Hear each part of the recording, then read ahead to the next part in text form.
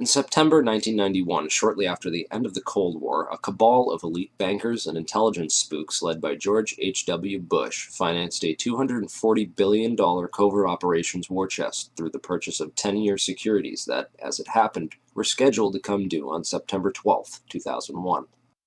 Project Hammer was undoubtedly used for a wide variety of illicit intelligence operations, but mainly it was used to finance a covert economic operation against the collapsing Soviet Union, whereby unknown Western investors bought up much of the Soviet industry with a focus on oil and gas, crashing the Russian economy, looting its central bank, orchestrating what became known as the Great Ruble Scam, and a wide variety of other clandestine, state-assisted operations designed to thoroughly prevent Russia from ever contesting the U.S. as a world superpower, while in the process lining the pockets of these economic hitmen who swooped in to devour the collapsing Russian economy after the fall of the Soviet Union. A spectacular investment for all, at least until money laundering investigations began tracing all the money, or when the 10-year deadline came up and the securities became due and began the routine process of authenticity and ownership checks. Evidence shows that several federal and private investigations had already stumbled upon the Hammer Fund and were compiling evidence on it up until the 9/11 attacks. These included the Office of Naval Intelligence, or ONI, which was moved to the outer E-ring of the recently renovated section of the Pentagon that was targeted and destroyed on 9/11. According to E.P. Heidner, the ONI had been investigating crimes associated with the plundering of Russia. 39 out of the 40 people who worked in those offices were killed on 9/11, including the entire chain of command. The Pentagon's financial accounting offices in that same wing were also an obvious target, as were the passengers on board Flight 77. Many of whom coincidentally held top-secret clearances and were connected with Pentagon black operations. Agents of the Office of Naval Intelligence had also been investigating financial transactions which were linked to securities being managed by those securities dealers in the World Trade Center that were also targeted. 31% of the 125 fatalities in the Pentagon were from the Naval Command Center that housed the Office of Naval Intelligence. 41% of the fatalities in the Twin Towers came from two companies that managed U.S. government securities, Cantor Fitzgerald and Eurobrokers. There were three major security brokers in the World Trade Center: Cantor Fitzgerald, Eurobrokers, and Garbin Intercapital. At 8:46 on the morning of September 11th, Flight 11 flew directly into Marshall McLennan's secure computer room in the North Tower, right below the floor on which Cantor Fitzgerald was situated. Cantor Fitzgerald was the largest security dealer in the U.S. Shortly after that, a massive explosion went off just under the FBI offices in the North Tower on the 23rd floor. Fires were reported on the 22nd floor at 8:47. There were also explosions and subsequent fires reported at Garbin Intercapital on the 25th floor and in the basement of Tower 1 as well. Shortly thereafter, at 9:03, Flight 175 hit the South Tower right below the floors on which Eurobrokers was situated. In all three cases, the explosive, fiery destruction consumed the offices and the several floors above, destroying files and trapping victims inside. In the midst of all this, Building 6 was destroyed by an explosion that took place before either tower fell.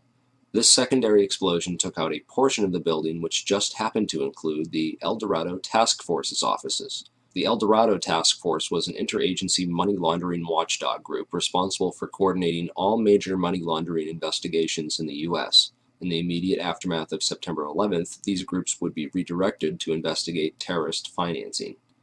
Building 6 was located directly between the North Tower and World Trade Center Building 7. While large portions of World Trade Center 6 were gutted by explosions and later by falling debris from the North Tower, the building itself did not suffer a global symmetric collapse at near freefall acceleration as did Buildings 1, 2, and 7. FEMA photographer and 9/11 whistleblower Kurt Sonnenfeld took some interesting pictures of the U.S. Customs vault in the basement of World Trade Center 6, which was found completely empty and left with the door wide open. All of its contents appear to have been looted during the attacks. There is also evidence that gold was being looted from the vaults beneath World Trade Center 4. There were several early reports of a 10-wheel truck packed with stolen bullion caught fleeing World Trade Center 5 when the vehicle had become stuck on a collapsed ceiling brace, forcing the driver to flee the scene.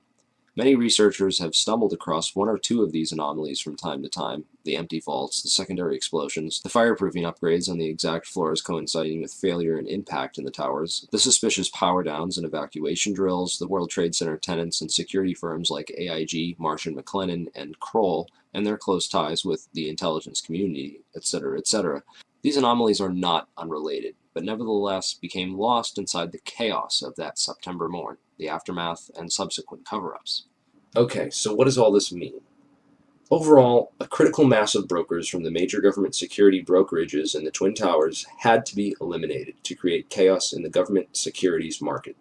A situation needed to be created wherein $240 billion of covert securities could be electronically cleared without anyone asking questions, which happened when the Federal Reserve declared an emergency and invoked its emergency powers that very afternoon. On September 14th, the Securities and Exchange Commission declared a national emergency and for the first time in U.S. history invoked its emergency powers under the Securities Exchange Act Section 12K and eased regulatory restrictions for clearing and settling security trades for the next 15 days.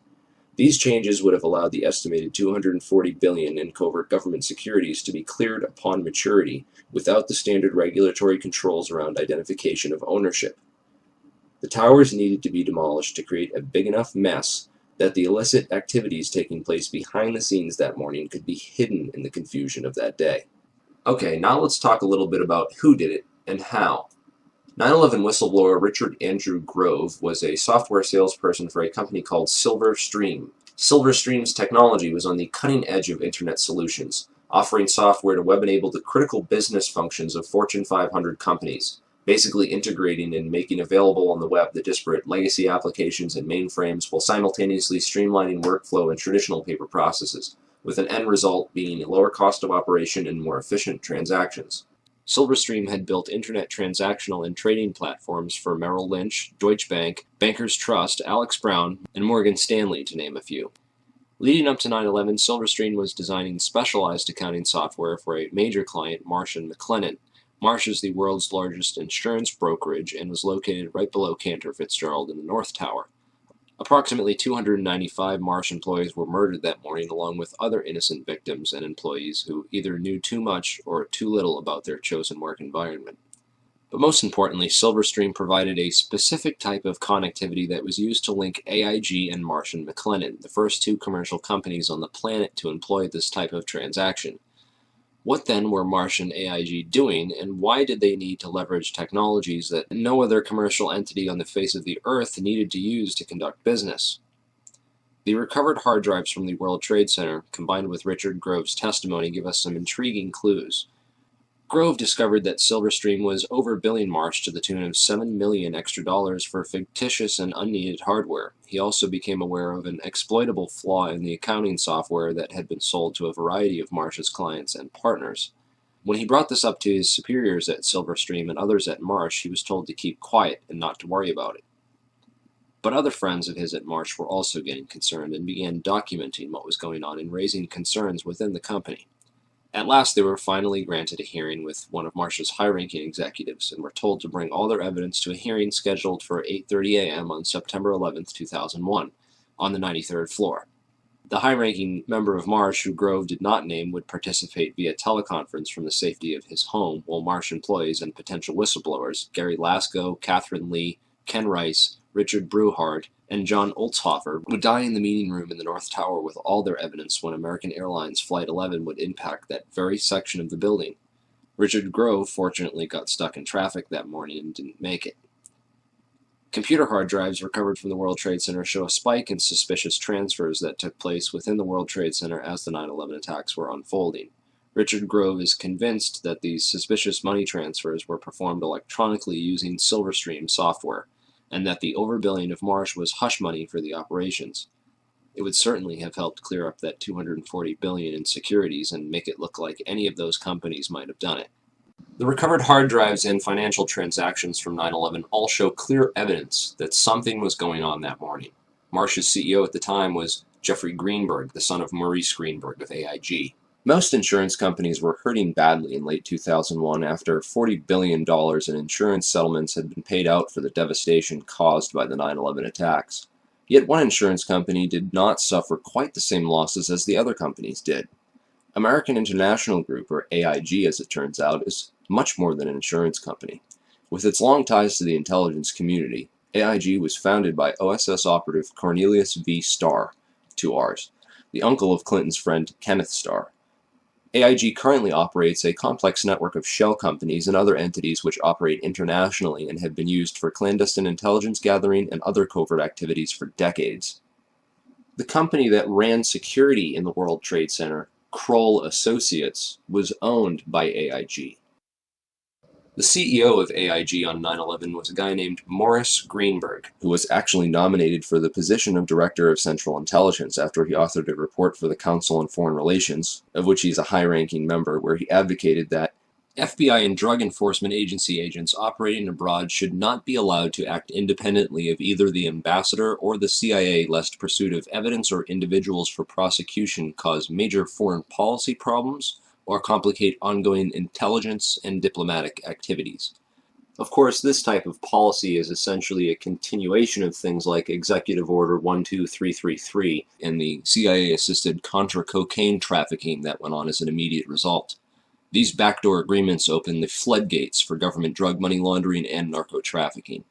Former LAPD narcotics detective turned whistleblower Michael Rupert has written a series of excellent articles documenting AIG's involvement in drug money laundering, undoubtedly revealing yet another motive for the invasion of Afghanistan, a country which currently produces over 90% of the world's heroin supply. Drugs are arguably the most profitable commodity on the entire international market, and drug money was undoubtedly a motive behind the invasion of Afghanistan and consequently the 9/11 attacks.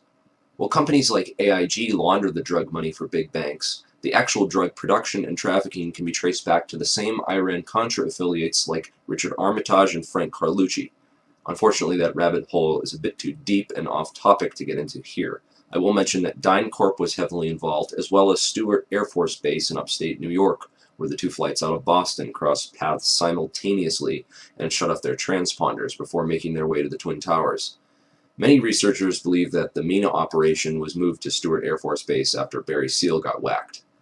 Richard Armitage was the Deputy Secretary of State on 9/11, and according to whistleblower Michael Springman, he was the man responsible for granting visas to 15 out of 19 of the 9/11 hijackers, allowing them to enter the U.S. and pursue flight training.